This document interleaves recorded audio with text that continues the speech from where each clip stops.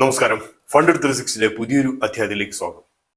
നമ്മുടെ ഇന്നത്തെ വിഷയം മൈക്കിൾ ബെറിയുടെ കഴിഞ്ഞ ദിവസത്തെ CNN വന്ന ഒരു അഭിമുഖത്തെ കുറിച്ചാണ്. അപ്പോൾ അദ്ദേഹത്തിന്റെ ഈ ഒരു അഭിമുഖത്തിൽ അദ്ദേഹം പങ്കുവെക്കുന്ന കുറച്ച് ആശങ്കകളാണ്. ഈ ആശങ്കകൾ ഇന്ത്യൻ മാർക്കറ്റിനെ കുറിച്ചല്ല, പക്ഷേ US മാർക്കറ്റിനെ കുറിച്ചാണ്.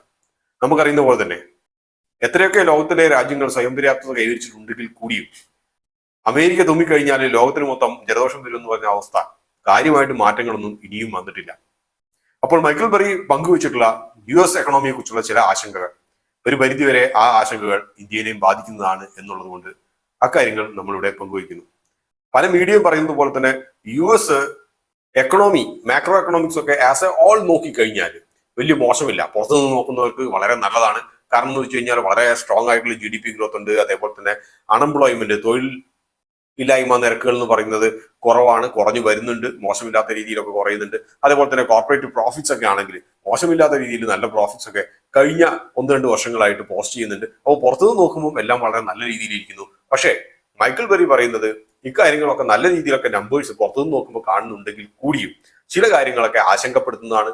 ഈ ചില കാര്യങ്ങൾ 2008 സമാനമായിട്ടുള്ള രീതിയിലാണോ പോയിക്കൊണ്ടിരിക്കുന്നത് എന്നുള്ള ഭയം ഉണ്ട് എന്നുള്ളതാണ് പറയുന്നത്.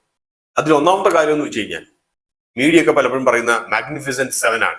അതായത് അമേരിക്കൻ സ്റ്റോക്ക് മാർക്കറ്റിലെ 7 കമ്പനികൾ, ഈ 7 കമ്പനികളും കൂടിയിട്ട് 30% S&P 500ന്റെ 30% മാർക്കറ്റ് ക്യാപ്പ് കൈവരുത്തുന്നു. ഈ 7 കമ്പനികൾ എന്ന് പറയുന്നത് നമുക്ക് വളരെ സുപരിചിതമായിട്ടുള്ള കമ്പനികളാണ്. മൈക്രോസോഫ്റ്റ്, ആൽഫബറ്റ്, അതായത് ഗൂഗിളിന്റെ parent company, Amazon, Apple, Nvidia, Meta, ഫേസ്ബുക്കിന്റെ പാരന്റ് കമ്പനി, പിന്നെ ടെസ്ലയും. അപ്പോൾ ഈ ഒരു 30% എന്ന് പറയുന്ന ഈ 7 കമ്പനികളാണ് കോൺസ്റ്റിറ്റ്യൂട്ട് ചെയ്യുന്നത്. അതുകൊണ്ട് തന്നെ ഈ 7 കമ്പനികളിൽ ഏതെങ്കിലും ഒരെണ്ണത്തിന് എന്തെങ്കിലും സംഭവിച്ചാൽ തന്നെയും അത് S&P 500 ഇൻഡെക്സിനെ തന്നെ മോശമില്ലാതെ ബാധിക്കും. അപ്പോൾ അദ്ദേഹം എടുത്തു പറഞ്ഞൊരു കാര്യം, ഉദാഹരണമായിട്ട് NVIDIAയുടെ കാര്യം എടുത്തു നോക്കുക.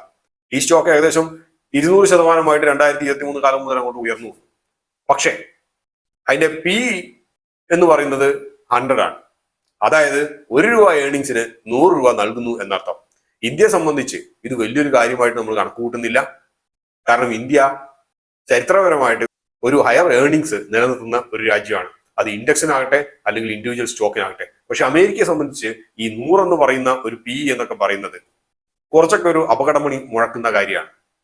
അപ്പോൾ ₹1 ഏർണിങ്സിന് ₹100 കൊടുക്കാൻ ഒരാൾ റെഡിയാണ് എന്ന് പറഞ്ഞു കഴിഞ്ഞാൽ അതിന്റെ അർത്ഥം അദ്ദേഹം ഈ ഒരു കമ്പനിയുടെ ക്യാഷ് ഫ്ലോ വളരെ അധികം പോസിറ്റീവായിട്ടാണ് മുമ്പോട്ട് കാണുന്നത്, അതും കുറച്ചധികം കാലത്തേക്ക്. അപ്പോൾ 100 എന്ന് പറയുന്ന ഒരു PE അമേരിക്കയുടെ കാലാവസ്ഥയിൽ പറയുകയാണെങ്കിൽ മൈക്കിൾ ബെറി പറയുന്നത് അടുത്ത ഒരു 25 വർഷത്തേക്കെങ്കിലും ഈ നെവാദ ഇതേപോലത്തെ ഉള്ളതോ ഇതിലോ കൂടുതലുള്ള ഏർണിങ്സോ ആയിട്ട് മുമ്പോട്ട് പോകും എന്നുള്ളൊരു പ്രത്യാശയും പ്രതീക്ഷയുമാണ് മുമ്പോട്ട് വെക്കുന്നത്. നമുക്കറിയുന്ന പോലെ തന്നെ ഒരു കമ്പനിയെ സംബന്ധിച്ചും നമുക്കൊരു 5 വർഷത്തിൽ അപ്പുറത്തേക്കുള്ള ഒരു പ്രവചനം നടത്തുക അസാധ്യമാണ്. അപ്പോൾ ഇത്ര വലിയൊരു ബെറ്റ് ഈ ഒരു കമ്പനിയുടെ മുകളിൽ തന്നെ വെക്കുന്നത് അതിന്റെ യുക്തിരാഹിത്യവും റിസ്ക്കുമാണ് അദ്ദേഹം എടുത്തു പറയുന്നത്. അപ്പോൾ ഇതുപോലെ കോൺസെൻട്രേറ്റഡ് ആയിട്ടുള്ള കുറച്ചൊരു 7 കമ്പനികൾ 30% മൊത്തം മാർക്കറ്റ് ക്യാപ്പ് ഹാൻഡിൽ ചെയ്യുന്നതിലുള്ള ഒരു റിസ്ക്. രണ്ടാമത്തെ കാര്യം, പണ്ടത്തെ 2008 സംഭവിച്ചതുപോലെ തന്നെ ഒരു ടെക് കമ്പനികളുടെ മുകളിലുള്ള എല്ലാവരുടെയും ഒരു ഫാസിനേഷൻ. പക്ഷേ അതിന് സപ്പോർട്ടീവ് ആയിട്ടുള്ള ഒരു കാര്യം, പണ്ടത്തെ ടെക് കമ്പനികളല്ല ഇന്നത്തെ ടെക് കമ്പനികൾ എന്നാണ് പറയുന്നത്. പണ്ടത് .com ആയിരുന്നുവെങ്കിൽ, അല്ലെങ്കിൽ പണ്ടത്തെ ഒരു സോഫ്റ്റ്വെയർ എന്ന് പറയുന്ന ഒരു ടെക് ആയിരുന്നെങ്കിൽ അതെല്ലാം മാറി സോഫ്റ്റ്വെയർ ആസ് എ സർവീസും കഴിഞ്ഞിട്ട് ഇപ്പം ഒരു AI ബൂമിലേക്ക് കടന്നു വരുന്നു.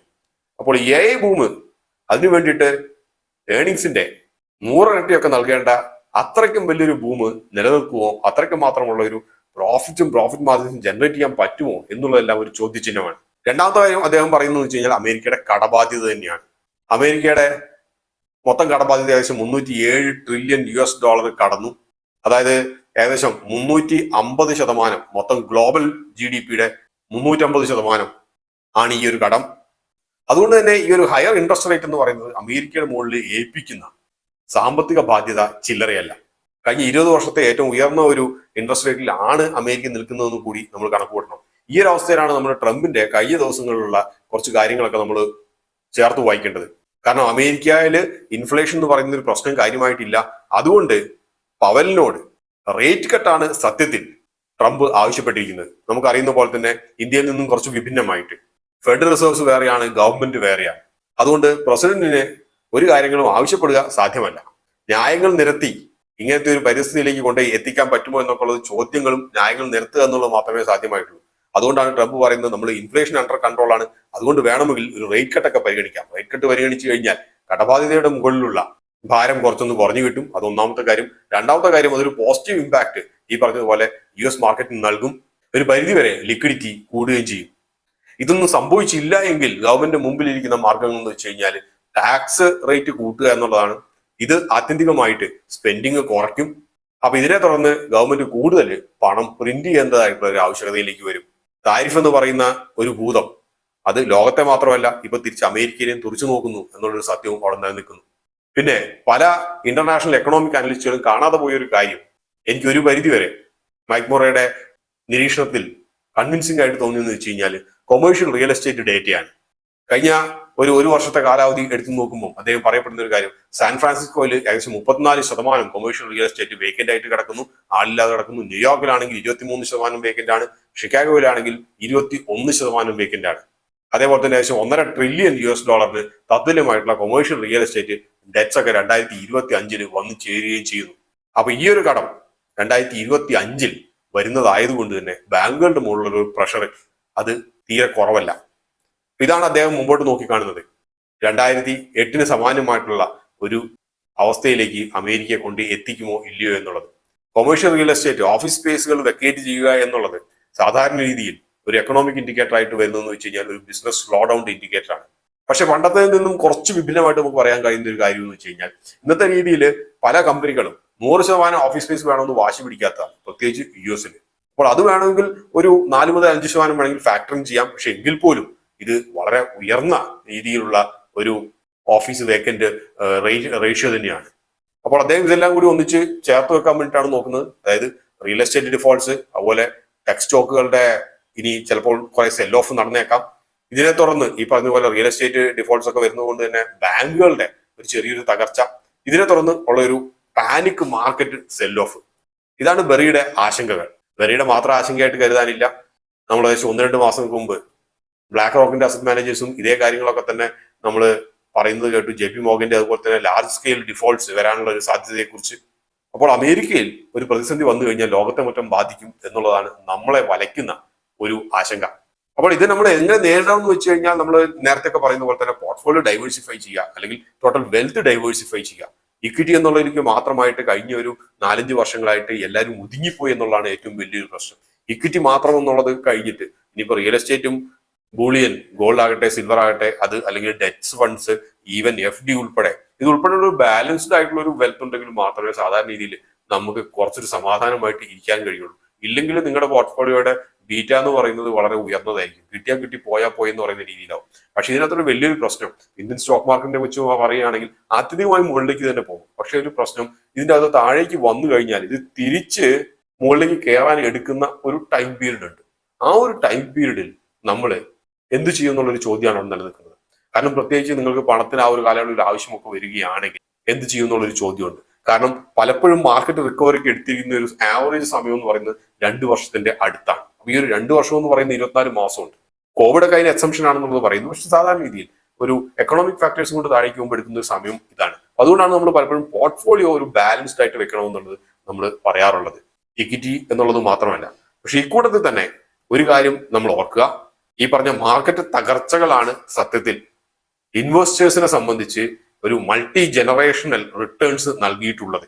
അതുകൊണ്ടാണ് മൊത്തം ഒരു മാർക്കറ്റ് സൈക്കിള് കടന്നുകൂടിയ ഏത് ഇൻവെസ്റ്ററെ സംബന്ധിച്ച് നിങ്ങൾ നോക്കിക്കോ, ആ ഇൻവെസ്റ്റേഴ്സിന്റെ 90% പേരും മോശമില്ലാത്ത ഒരു വെൽത്ത് ഉണ്ടാക്കിയവരാകും. അത് അവരുടെ വലിയ കഴിവിന്റെ ഒന്നും ആവശ്യമൊന്നുമില്ല. ഒരു റിസ്ക് മാനേജ്മെന്റ് കാര്യമായിട്ട് മാനേജ് ചെയ്യുക മാത്രം ചെയ്താൽ, അവർ തിരഞ്ഞെടുക്കുന്ന സ്റ്റോക്കുകൾ കുറിച്ച് മാത്രം ഫോക്കസ് ചെയ്യുകയാണെങ്കിൽ, ഫണ്ടമെന്റലി സ്ട്രോങ് ആയിട്ടുള്ള സ്റ്റോക്ക് ആണെങ്കിൽ, ഒരു മാർക്കറ്റ് സൈക്കിൾ കഴിയുമ്പോൾ ഇവർ മോശമില്ലാത്ത ഒരു ഫിനാൻഷ്യൽ സ്റ്റെബിലിറ്റിയിലേക്ക് എത്തിയിട്ടുണ്ടാവും. അതുകൊണ്ട് തന്നെ ഒരു ബാലൻസ്ഡ് ആയിട്ട് നിങ്ങളുടെ വെൽത്ത് പല ഇൻസ്ട്രുമെന്റ്സിന്റെ അകത്ത് നിക്ഷേപിക്കാൻ വേണ്ടിയിട്ട് കരുതിയിരിക്കുക. മാർക്കറ്റ് തകർച്ചകൾ ഒരു അവസരമാണെന്നുള്ള ഒരു കാര്യം മനസ്സിൽ വെക്കുക. നമുക്ക് കുറച്ച് കാലങ്ങളായിട്ട് നമ്മൾ ഇട്ട ഉടനെ പണം പെട്ടെന്ന് ലഭിക്കണം എന്നുള്ളൊരു വലിയൊരു തോന്നലുണ്ട്. അത് കഴിഞ്ഞ 2-3 വർഷങ്ങളായിട്ട് എല്ലാവരും മൾട്ടി ബാഗേഴ്സ് മാത്രം കണ്ടിട്ടുള്ള ഒരു വലിയൊരു പ്രശ്നമാണ്. പക്ഷെ അതിനൊരു മാറ്റം സംഭവിക്കും. അഥവാ മൊത്തത്തിലുള്ള മാർക്കറ്റ് സൈക്കിൾ എന്ന് പറയുന്നത് അത്തരത്തിലുള്ള അല്ല എന്നുള്ള ഒരു തിരിച്ചറിവ് അത് നമുക്ക് ഉണ്ടാക്കാൻ വേണ്ടിയിട്ട് ഈ ഒരു കാലയളവ് നമ്മളെ സഹായിക്കും. അതുകൊണ്ട് ഒരു പാനിക് സെല്ലിങ്ങിലേക്കൊക്കെ പോകാതിരിക്കുക. എക്കണോമിക് ഫാക്ടേഴ്സിന്റെ അലേർട്സ്, മുന്നറിയിപ്പുകൾ അവ ചെവിക്കൊള്ളുക. അത് ഭയപ്പെടുത്താൻ വേണ്ടിയിട്ടുള്ളതല്ല, പക്ഷെ അലേർട്ട് ആക്കാൻ വേണ്ടിയിട്ടും നമ്മുടെ ഒരു പോർട്ട്ഫോളിയോ റീസ്ട്രക്ചറിങ്ങിനും ഒക്കെ വേണ്ടിയിട്ടുള്ളതാണ്. പണ്ടുള്ള ഒരു ബ്രിട്ടീഷ് പഴമൊഴി പോലെയാണ്, കീപ് പൗഡർ ഡ്രൈ എന്നാണ് പറയാറ്. മറ്റൊന്നുമല്ല, ക്യാഷ് ഈസ് കിങ് എന്ന് തന്നെയാണ്. അതായത് നമ്മൾ നല്ലൊരു അവസരത്തിന് വേണ്ടിയിട്ട് മൊത്തമുള്ള നമ്മുടെ പോർട്ട്ഫോളിയോ ഒരു മൂന്നിലൊന്ന് നമ്മൾ ക്യാഷ് ആയിട്ട് സൂക്ഷിക്കാൻ വേണ്ടി നോക്കുക. ഇത് എനിക്ക് തോന്നുന്നു കഴിഞ്ഞൊരു 4-5 മാസങ്ങളായിട്ട് പറയുന്ന ഒരു കാര്യമാണ്. അവസരങ്ങൾ എപ്പോഴാണ് വരിക എന്നുള്ളത്, ഒരു പാനിക് സെല്ലിങ് എപ്പോഴാണ്, ഏത് ദിവസമാണ് വരിക എന്നുള്ളത് നമുക്കറിയില്ല. പക്ഷെ ആ ഒരു പാനിക് സെല്ലിങ്ങിന്റെ അവസാനം ഒരു റിക്കവറി ഉണ്ടാകും എന്നുള്ള ഒരു കാര്യം കൂടി മനസ്സിലാക്കാം. അപ്പൊ ഇതോടുകൂടി ഈ അധ്യായയുടെ പൂർണ്ണമാകാൻ മറ്റൊരു അധ്യായത്തിൽ വീണ്ടും കാണാം. അതുവരെ നന്ദി, നമസ്കാരം.